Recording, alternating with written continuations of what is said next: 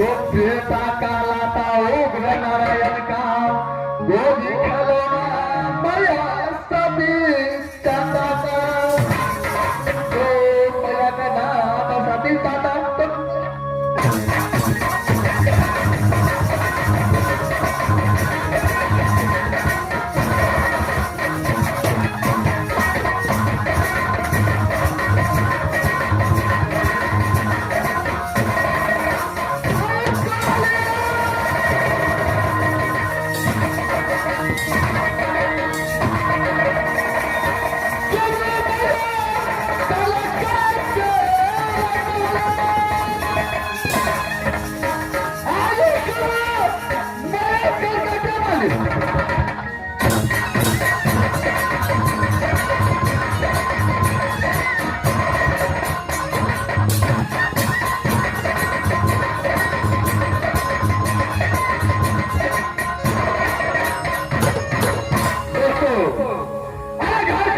तो वही कालपुर जो पिताजी का नाम उग्र नारायण सिंह तो माता का नाम सतेज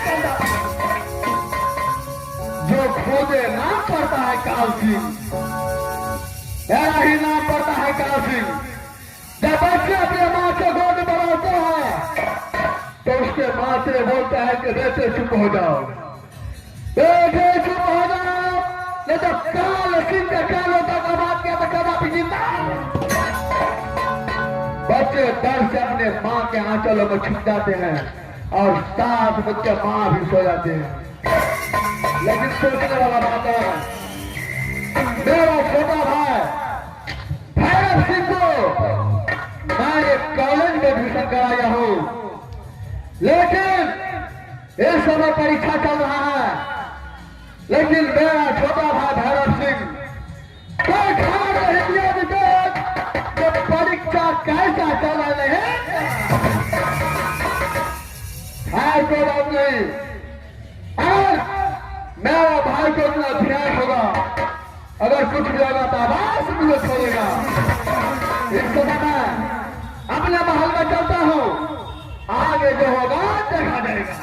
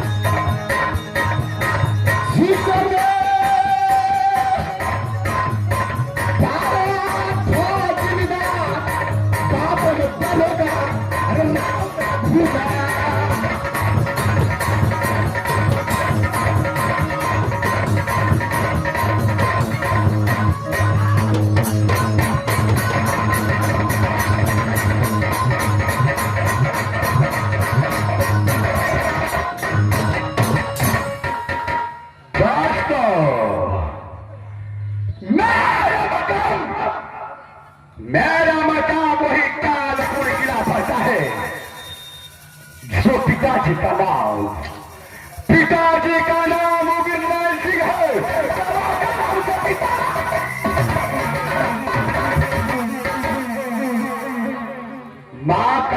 नाम सती चंदा है। मेरे बड़े भैया का नाम, मेरे बड़े भैया का नाम काल सिंह पड़ता है। तो खुद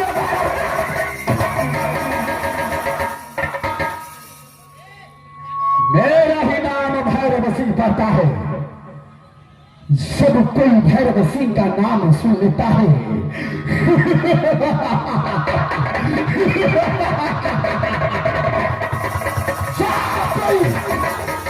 दुनिया में भैरव सिंह का नाम सुन लेता है तो पीठ का पानी हर में बोले, पेट का पानी हर पर बोले,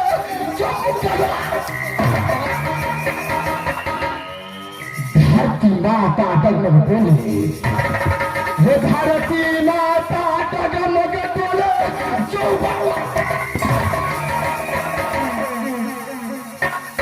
जब कोई बच्चे रोता है अपनी माँ की गोद में तो बच्चे की माँ बोलती है, बेटा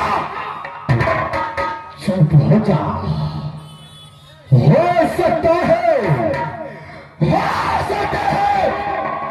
अगर ये आवाज भैरव सिंह के कानों तक पहुंच गया तो कदापि जिंदा तुझे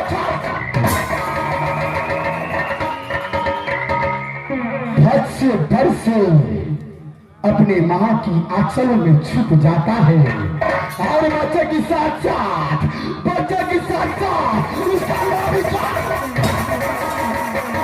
उसका माँ भी छिप जाती है। लेकिन आज ये भैरव सिंह कॉलेज का पढ़ाई पूरा करके अपने राज में आया, लेकिन अभी तक कोई दरबारी दिखाई नहीं देता है, ना कोई फौजी ना कोई पलटन ये कानपुर के अंदर में दिखाई देता है। अब आज लगाता हूं हर मचादे को, अगर मेरा आवाज उसके कान तक गया तो ये भैरव सिंह के पास हर मचादे टमाटर लाल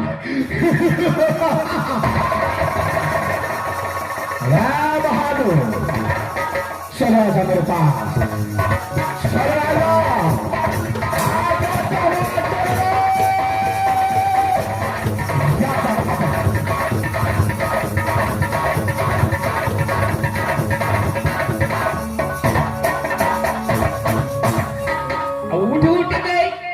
उठ गई गोरखी दिव्या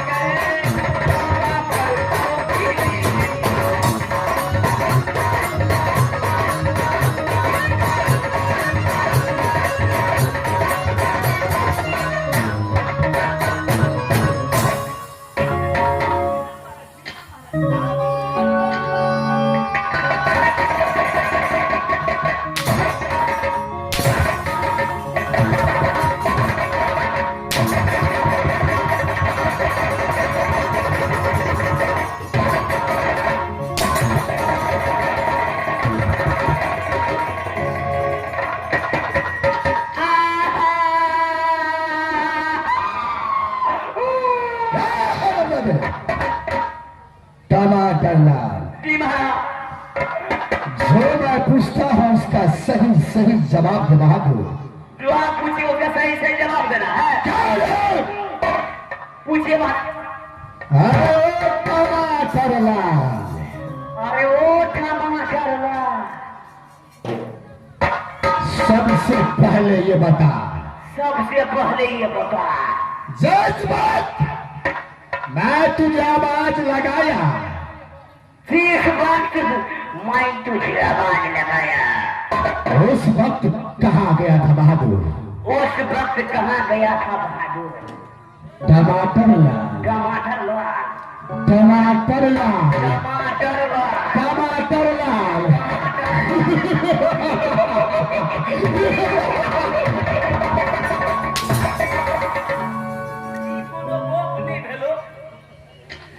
ई कोनो बाप नहीं भेलो मास्टर। बहादुर, तुझे सवाल को जवाब देने के लिए बोला। तू ही तो कहला मार, जो मैं कहता हूँ उसका सही सही जवाब दो। सवाल को जवाब देने के लिए बोला, दोहराने के लिए नहीं। ओहो, गलता भगला महाराज, गलता भगला। गलती होता है हर मचा है। क्या गलती भगला? ऐसा क्या? अरे बहादुर, आय, सबसे पहले ये कानपुर का समाचार सुना, कैसा है? अपना कानपुर के हाथ समाचार बढ़िया तरह से समाचार। मेरे बड़े भैया, काल सिंह कैसे रहता है बहादुर? अपन जेठ को महाराज बढ़िया तरह से नीक तरह से रहे था महाराज। ना बहादुर, मैं आज कितने दिनों के बाद कॉलेज से पढ़ाई पूरा करके आया हूँ। इस बात तुम घरे ड्यूटी करो। खड़े ड्यूटी करता यहाँ से बड़े भैया से मुलाकात करने के लिए चलता हूँ। मेरे बातों को समझा कि नहीं बोल? एकदम समझ लिया।